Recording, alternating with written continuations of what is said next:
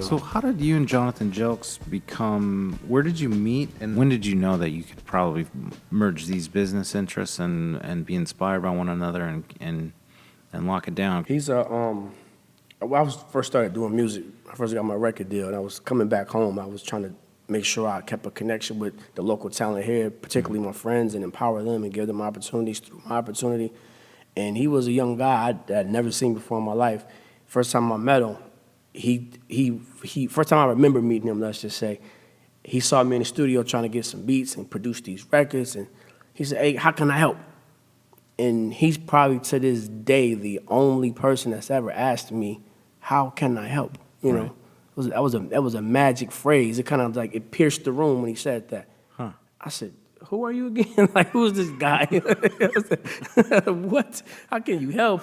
Please, yeah. So I told him what I needed, and he shot out, came right back. He brought all this music back, and I was looking for beats, and he came back with all these beats. And I said, "Who is this guy? Who sent you, man?" Right. Up to that point, no one has ever asked me, "How can I help you?" Right. And I've toured the world and put out music and did all kinds of things as an artist, aside from all these businesses. But even through the path, no one has ever asked me how can they contribute to where I'm going. Right. And when he said that, from that moment on, he was always just connected with me like, "Hey, I see what you're doing. Let's add this to it. Hey, I want to offer this to what you're doing. Let's do that. You should maximize like this."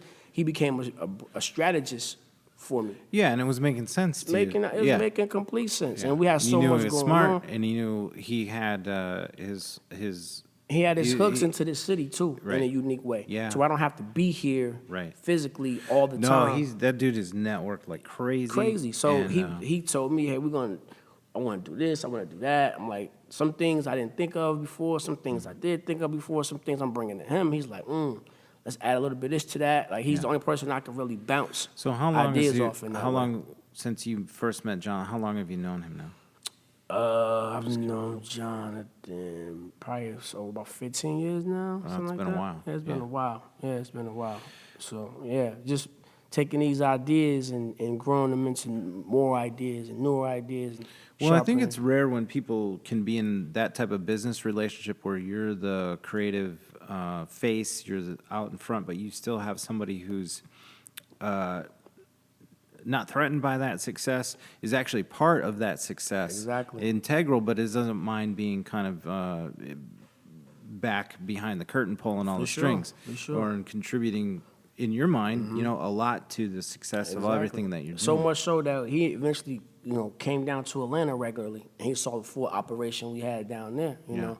And he learned a lot through myself and my partners down there about the music business.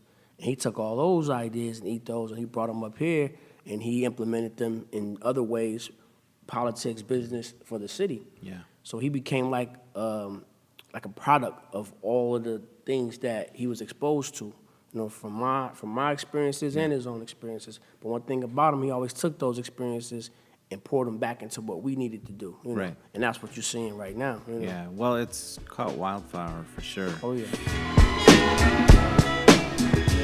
This Full Exposure podcast episode has been made possible through the support of Metro Health, University of Michigan Health, and Dr. Peter Hahn, who believe that creativity and the arts are essential to a rich, healthy, and fulfilling life.